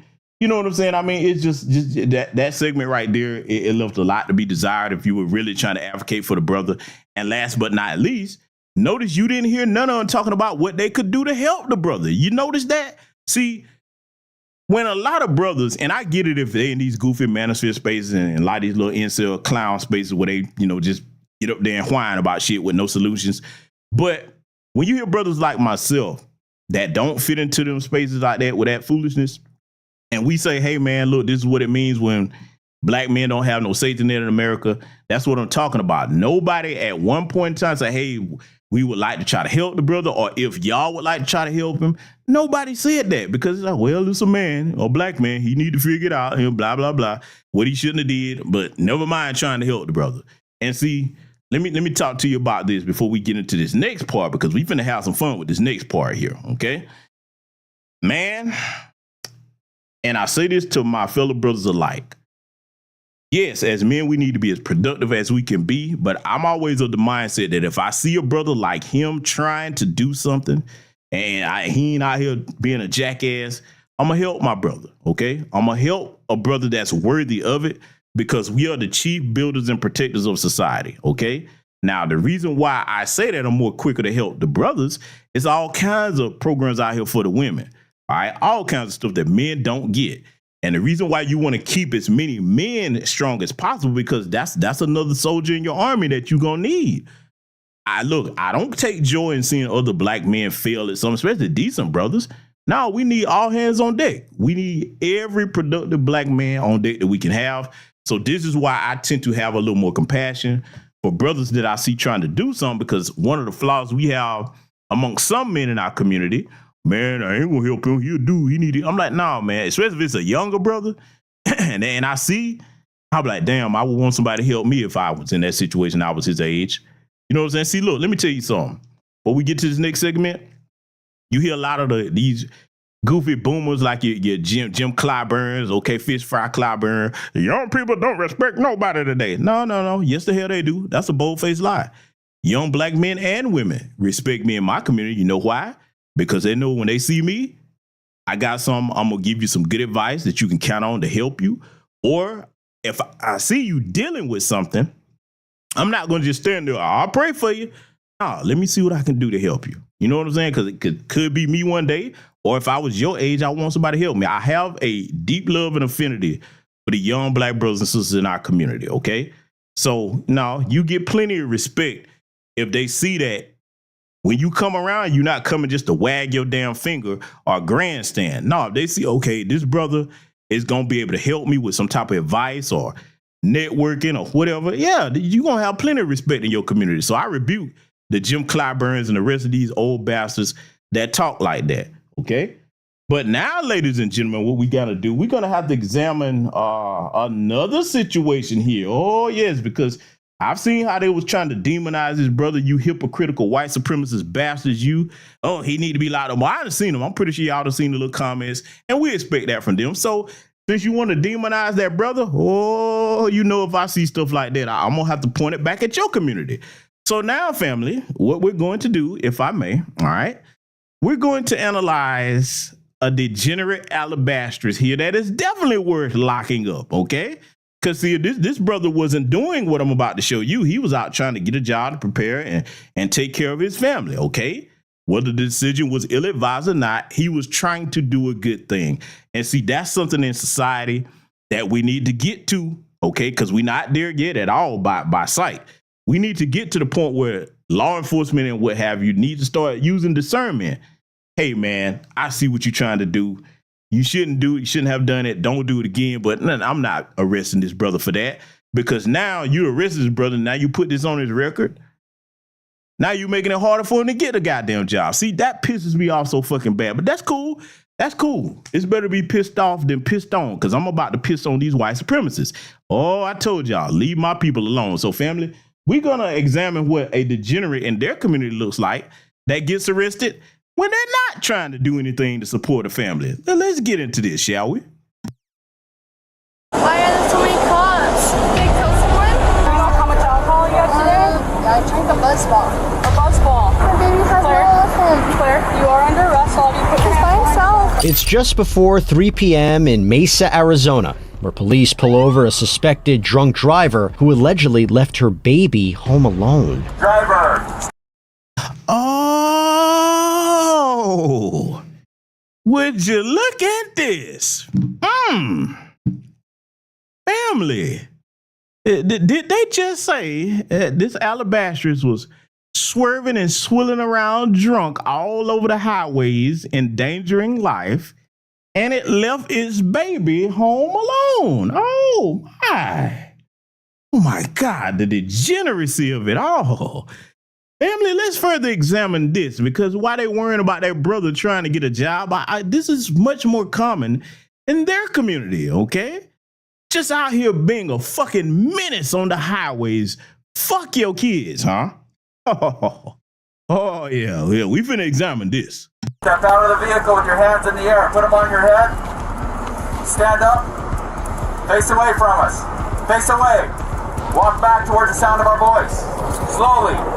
Keep your hands on your head at all times. Walk back.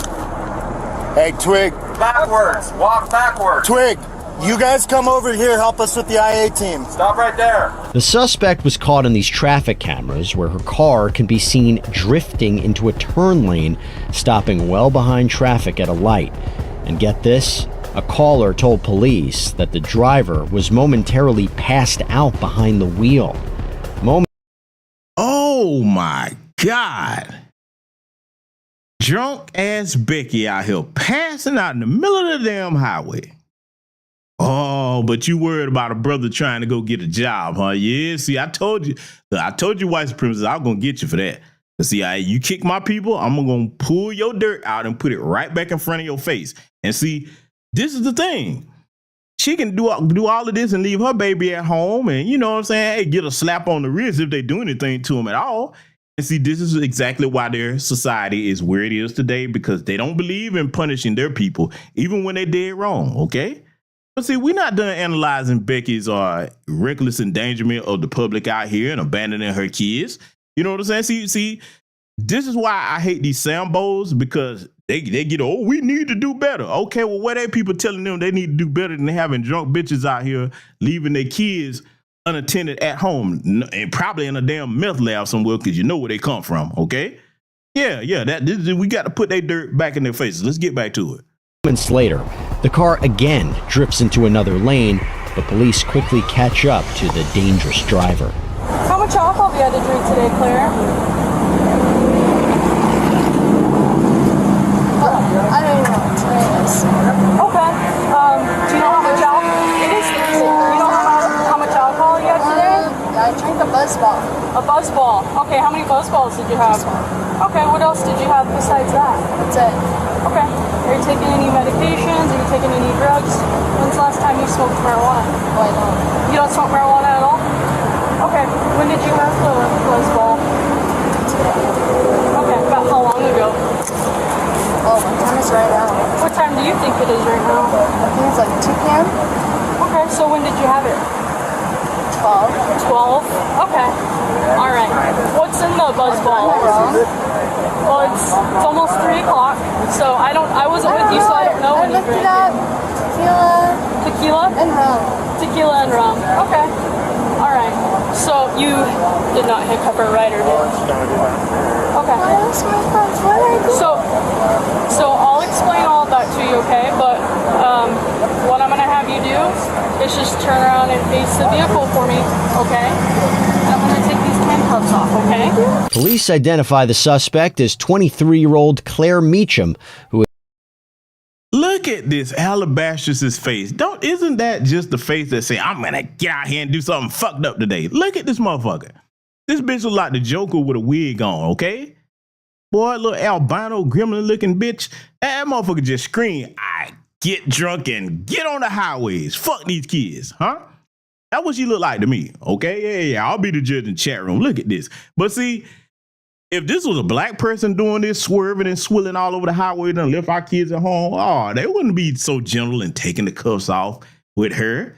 And see, white America, yes, you white supremacists that was so concerned about the brother, trying to get a job. We need you to clean up these menaces to society out here on the highways and byways, putting all Americans in danger. Let's get back to it. admitted to drinking a buzzball. Did you get in a crash or anything?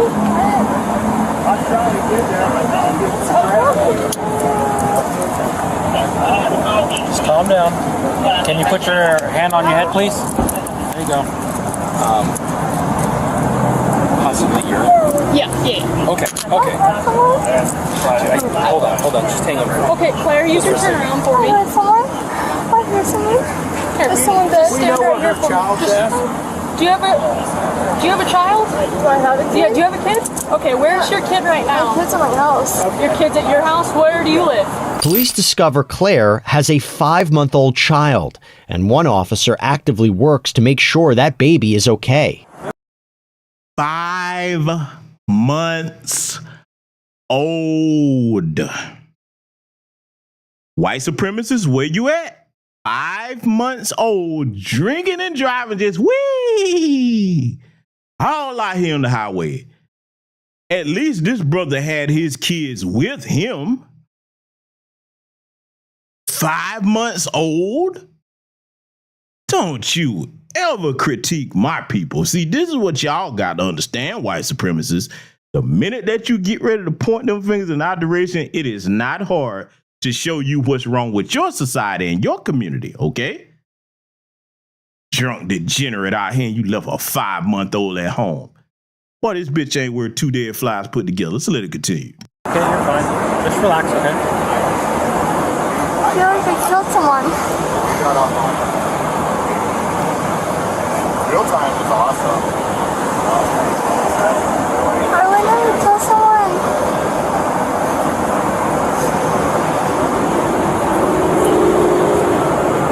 Who's with your child right now? Friend. A friend? Yeah, but... So the baby's safe? And... Yeah, but I told her I was going home. All right, that's all right. We'll get you home eventually, all right? Someone. Like I said, as far as we don't know if anybody's been injured or anything like that, okay? I hurt. So you're okay. I didn't think I hurt someone. Oh, and I got to get on the bed bugs because you know the bed bugs tell us that Becky's so much better. Well, she's not a one-off in her community, and you know, assuming that her baby father, baby daddy is white, this is the problem that the white men have to deal with for you bed bugs, okay? Because you know some of you bed bugs, Bucks of Beddington, you think that all women in their community are perfect till you been around a white woman before. But see, you know, we got to point this out. Like the sister Only Pamela's Way said in the chat room, where's social services to take this kid away? Huh? Because this is clearly an unfit parent. And if you're a white guy, okay, if he's even in the picture at all, you know, hey, they the original baby daddies. But if you're a white guy and this is your helper right here with your kid, man, you better take this footage and go straight to court and get custody of your kid, man. This drunk, beer swilling heifer running around all out here on the damn highway, leaving your 5-month-old baby home alone, because you know she lying to him. I was a friend watching them and sitting up here going into victim mode crying. They love to turn on the waterworks when they at fault and try to find a way to make themselves the damn victim. Pathetic. Let it continue. You're okay. Just relax, okay? I just made her fall. I know, I understand. Claire initially tells police her baby is with a friend. Let's see what she says after some field sobriety tests. Hang on. I'm just going to have you stand like that, okay? So left foot on the line, then right foot in front of it and touch heel to toe, okay?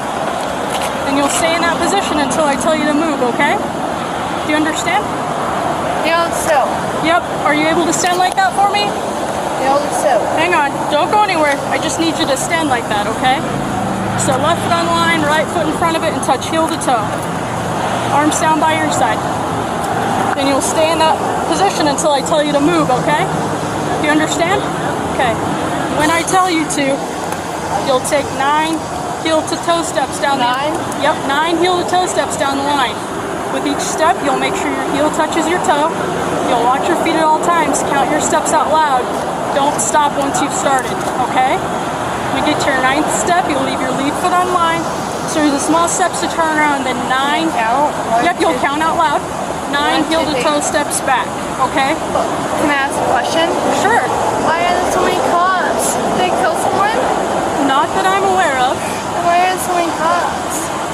Because you were on the city streets and then on the freeway, and we've been trying to catch up to you, okay? So I'll explain that to you in a few minutes, okay? Let me demonstrate with 3 steps for you, okay? You'll remain standing like that, okay? So go ahead and stand like that for me. Left foot on line and right foot in front of it. Okay, arms down by your side. Okay, so when I tell you to, you'll take 9. You know what? Just stop right there. Just stand right there, okay? I can do it. I can do it. No, I'm just gonna have you stand right there, okay? Just relax. However you'd like to stand is just fine, okay? With her drunk ass, man.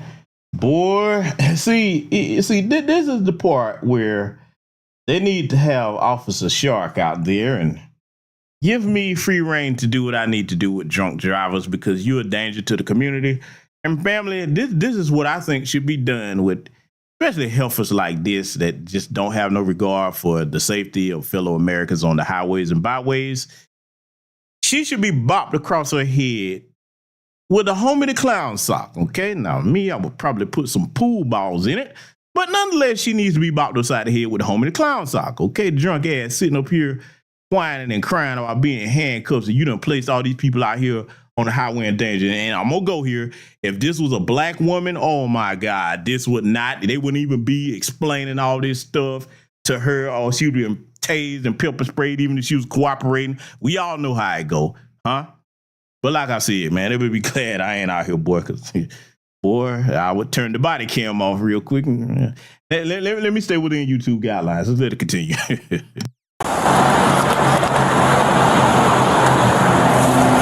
So I'll just have you relax. Just stand right there, okay?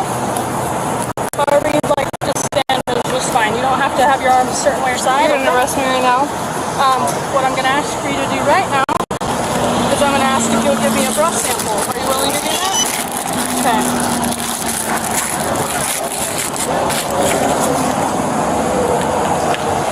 I'm going to die. Why are you going to die? Why would you say that? Okay. Can I see my mom first? Are you 20? Are you 18 years old? How old are you? 22. Okay, so you're over 18. So we're not going to talk to your mom right now, but you can give her a call in a little bit, okay? So put your lips around this straw and blow out for me. Keep blowing, keep blowing. Okay, thank you. Just stand right here, don't go anywhere. An arrest report showed. Who want to bet that when they took that sample, that breathalyzer, it probably read drunk as hell. It never mind the number, it's drunk. This bitch is drunk. Yeah, I know they were messing with it, man, because, you know, when you start getting on their people like this, they're like, how dare you mock our drunk alabastresses? Yes, I'm mocking them. Because if you want to make fun of that brother since he was trying to get a job, you forget. I'm the guy that brought you the Children of the Chalk series. And by the way, I'm going to bring that back. I might bring it back to the main channel or Patreon, you know what I'm saying? But, you can find the playlist on Patreon. All you have to do is go over there and search for it. But y'all forget, boy, if nobody else reminds you that most of your people in America ain't shit, I'm here to do it. That's my job in new black media. I'm not, look, I can be erudite and well-spoken and eloquent, but I will get down in the mud with you and put your dirt back in your face and remind you that you ain't shit every time you keep trying to come at black folks, especially on some bullshit. Let's let it continue. Claire blew a .23, nearly 3 times the legal limit for driving. With the writing on the wall, our suspect decides it's time to come clean. Hey, I want to thank Upside for sponsoring this body cam. Upside is a free app that gets you cash back on daily essentials like gas, groceries, and dining. When I pump my gas, I can use Upside. I mean, do you see how happy I am here? Just look at this. There are over 80 grocery stores. Promo code.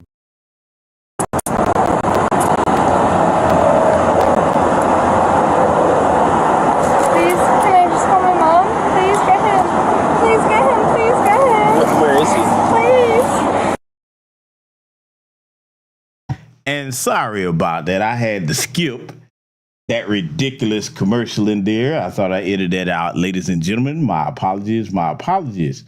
But we're going to skip that and we're going to get to the part here where she's going to go back into her alabaster theatrics, okay? Because there's no greater actress on the planet than Becky in trouble, okay?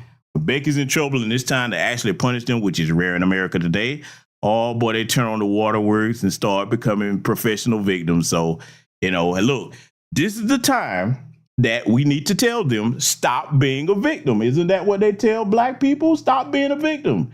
Becky, stop being a victim, okay? And Brother Project Leroy is right. They're being far too gentle with this heifer, okay? I mean, they need to treat her like they would treat a black person, okay? Especially a drunk black person. Come on, I mean, you know, but, you know, hey, I digress. Watch where this goes next. Let's let it continue. Okay. No. Just relax. I want my baby to have someone with him. I love him so much. I don't even matter. I'm gonna kill myself. I hate myself. Why are you gonna kill yourself? Because my dad died. I hate myself so much. I'm not even meant to be alive. Oh boy, see, it wouldn't have did for me to be out there. Oh, they would have told me to leave, boy. I hate myself. Oh, okay, yeah, we hate you too, you drunk ass out here putting people. I'm gonna kill myself. Well, I mean, if you did that, we would kind of have the drunk driving problem that you committed solved there. So, I mean, you know, don't let us stop you. I mean, yeah, look, I'm telling you, I am heartless when it comes to this type of bullshit. I don't care who you are doing it, but definitely them. I just start playing victim, boy. Man, I'm gonna restrain myself because I could go on quite a tirade with that. But you see what she's doing here, and this is indicative of what they all do. They're never able to take accountability for their actions. If you did something wrong, hey man, it's your consequences. Go ahead and accept them. You're an adult. But see, they get to stay perpetual children forever because, you know, they like to call our kids, our babies, like Tamir Rice. He's a grown man, but yet their men and their women, they're all, he's just a boy. 30 years old, he's still a boy. Yeah. Judges tell them you don't want to ruin their lives, you know, like Brock Turner, even though he was caught, you know, being a rapist. Oh, the judge don't want to ruin his life because, you know, the lives of rapists are so important. I mean, you know, this is the privilege that they get. And they want to tell us that they don't have no white privilege. Not to mention your Kyle Rittenhouses out here. your Daniel Pennies. I could go on and on. And by the way, on Patreon, I'm gonna be covering one of these rotten fire crotch alabastrous teachers too. That's, you know, they just can't keep their hands off molesting the kids.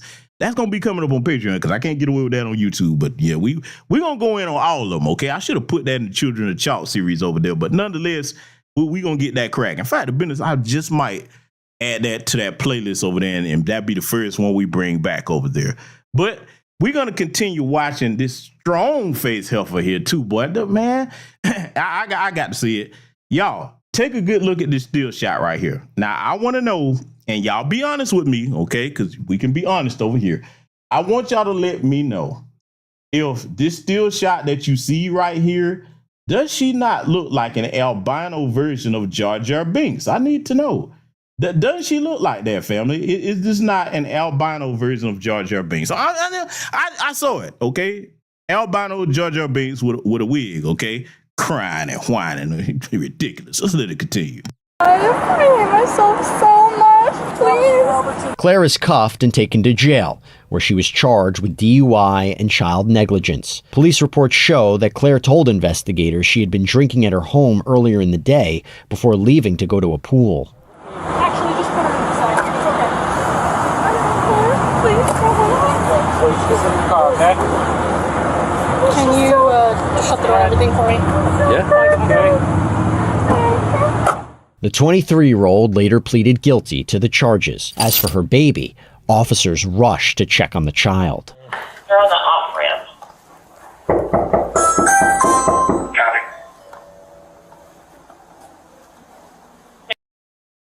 Clear on a Honda Civic.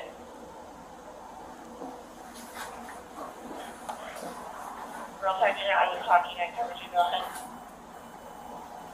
I'm sorry, I'm just trying to see if we're in 33, see if you can remember in that 92. Hi, this is Officer Biascache with the Mesa Police Department. Yes? Are you inside?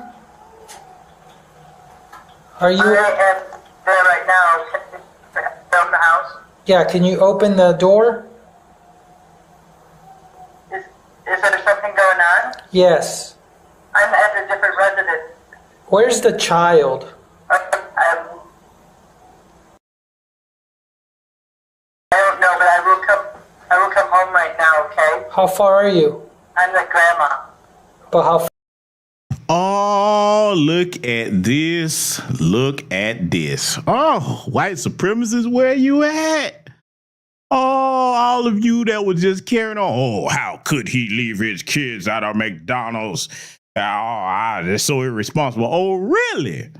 So, family, let's recap briefly here. We have a drunk, thugging alabastrous. Yes, thug, because that's what she was, thugging and breaking laws, drunk ass. Leave your 5-month-old baby back home. You lie about the baby being supervised. And then grandma, is out here probably looking for her milk pipe or what have you, because she's sitting up here not at home.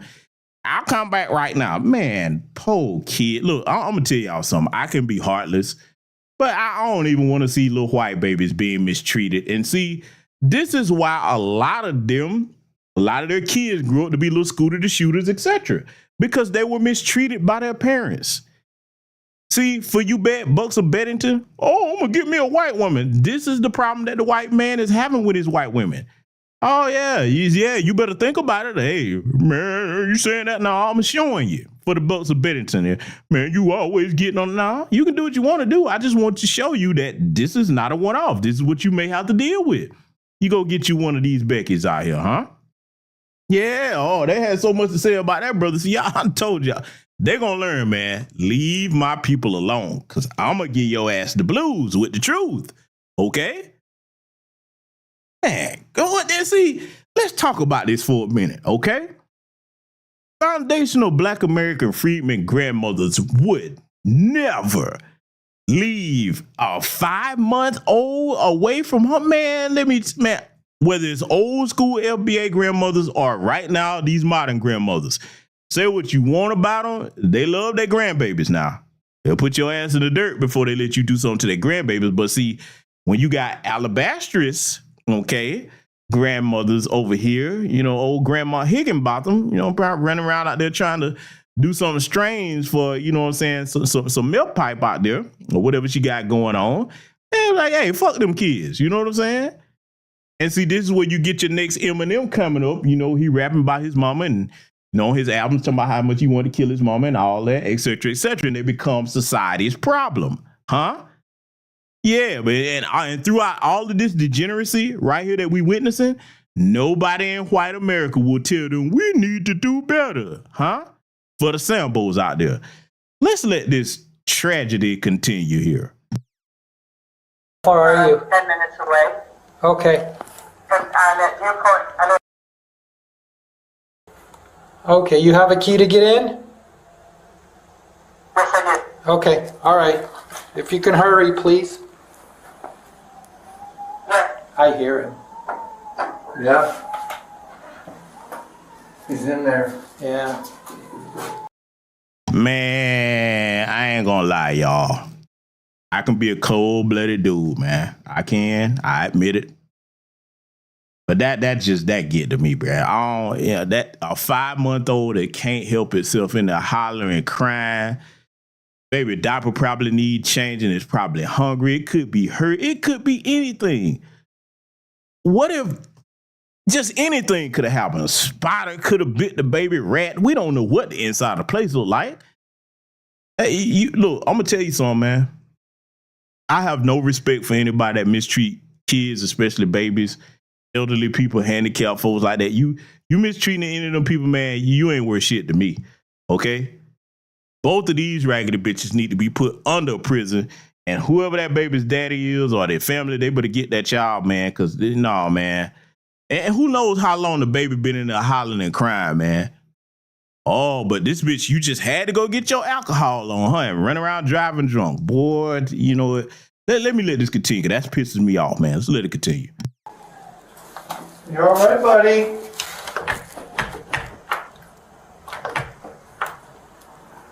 Think we can wait 10 minutes? I heard him. That's good enough for me. Police managed to get a hold of someone through a Ring doorbell, but after hearing the baby crying, officers decide not to wait and enter the home. Mesa Police! Mesa Police Department! Anybody in here? Hey man, we're going into the residence, so just be aware we're going to be in. We have a key. Well, there's a dog back there. Yeah, we got a key. There's a big dog up there. Yeah, back there. Is that dog aggressive? Huh? Hi. Hi, Papa. Hi. How you doing?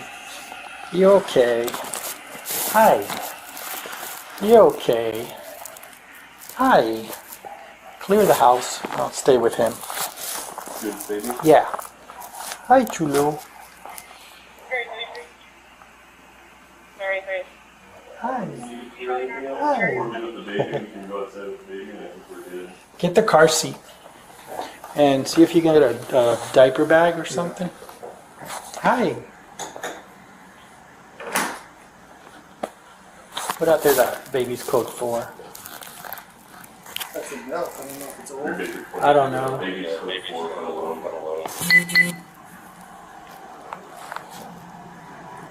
Copy. Hello. Some wipes. Grab some diapers if you see them. Lincoln 82, did you copy that? See, this is where I have to try to compose myself because we all saw it. Child in there by itself, irresponsible piece of shit grandmother off somewhere. I don't have kids, man, but goddamn it, I was raised in a family that took care of us, okay, and you know right from wrong, but you got to look at this. That 5-month-old, man, that 5-month-old has gotten to the stage where it has memories. And you think about the trauma that inflicted on this child. It's waking up, and instead of hearing the familiar voices in the house, it hears nothing. It's hungry. It can't feed itself. You got the dog there, but what the dog gonna do? It can't take care of a child. And now the baby is scared, crying. And we all understand what that sounds like when a child is afraid and crying that age. Oh, but you don't care about that. See, let me talk to you white supremacists that was talking about that black father, because I'm doing this for a reason. A mother that's attached to her child could never do this. A mother or a grandmother, her grandbaby. See, our families don't do that. Our families don't do that. If you find any black person doing that in our community, our lineage, that's rare. That's frowned upon. Regardless of all the flaws we have, we do not mistreat our children, okay? That's rare. That's something you got to do that behind closed doors somewhere. Hell, most of the neighbors in the community of our people, if we found out about that, nobody would co-sign that. If this was foundational Black American freedom and we knew, people would be trying to go over there to help and see about that baby, man. Raggedy motherfucker, man. Don't you ever talk bad about my people. So let it continue. Child was confirmed Buffalo. Copy. Whoever's primary, we're going to have to charges for that and notify CPS. Grandma's going to be here in 10 minutes. She was at the 202 in University, so Yeah, get some wipes and maybe. I think we just hang out here. Also, here are the photos in the back of her car. I just don't know about that. Yeah, we don't want the dog to come in. The dog over there? Yeah, I don't know if it's a dog door or not. Yeah. Oh, okay. It's a big dog. Okay. It's nice, huh?